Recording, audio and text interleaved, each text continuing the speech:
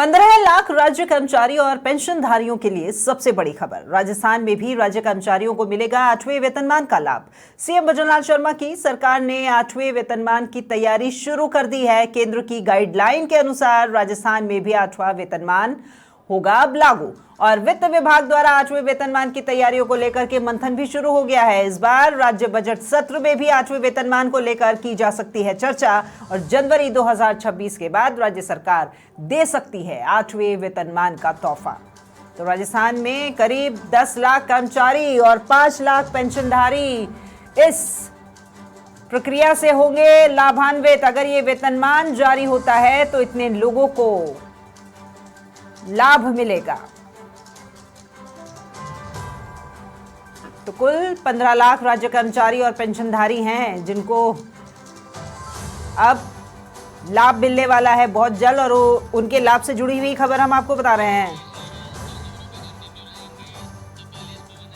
ज्यादा जानकारी के साथ में वरिष्ठ संवाददाता राकेश शर्मा हमारे साथ फोन लाइन पे जुड़े हुए हैं। राकेश जी, ये खुशखबरी ही कहेंगे 15 लाख राज्य कर्मचारियों और पेंशनधारियों के लिए, क्योंकि अब नया 8वां वेतनमान लागू होने की संभावना बनती जा रही है।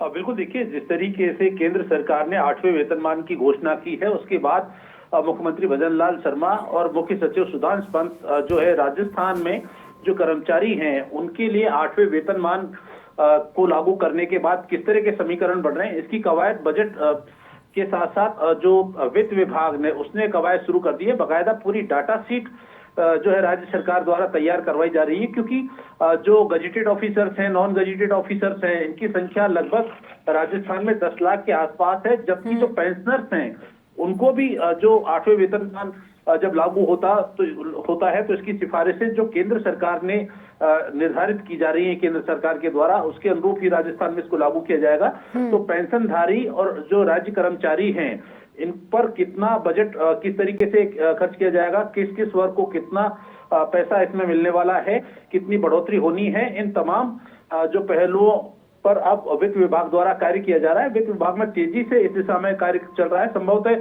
हो सकता है क्योंकि ये जनवरी 2026 से लागू होना है, उससे पहले ये स्टेट बजट आएगा। तो स्टेट बजट में मुख्यमंत्री या सरकार इस दिशा में वित्त मंत्री जो है अपनी रणनीति पर भी कुछ बात रख सकते हैं। लेकिन राज्य सरकार जो राज्य कर्मचारी हैं 10 लाख से ज्यादा जो कर्मचारी हैं और 5 लाख से ज्यादा पेंशनधारी हैं उनको 8वें वेतनमान की सिफारिश को लागू करने की तैयारी शुरू कर चुकी है। और निश्चित तौर पर ये एक सबसे बड़ी खुशखबरी राज्य कर्मचारियों के लिए है और पेंशनधारियों के लिए है। हाँ, तो ये नए साल का तोहफा ही मानेंगे हम तो राकेश जी इन तमाम कर्मचारियों के लिए, और वो भी शायद इसी रूप से इसको स्वीकार करेंगे अगर बजट के दौरान जब बजट पढ़ा जाएगा उसमें ऐसी घोषणा हो जाती है। हाँ, लेकिन यहाँ पर काम करने में समय लगेगा, खाका पूरा तैयार करने में समय लगेगा, और क्योंकि संख्या बहुत ज्यादा है यहाँ पर कर्मचारियों की, तो किसको कितना दिया जाएगा उसके लिए होमवर्क थोड़ा ज्यादा होगा।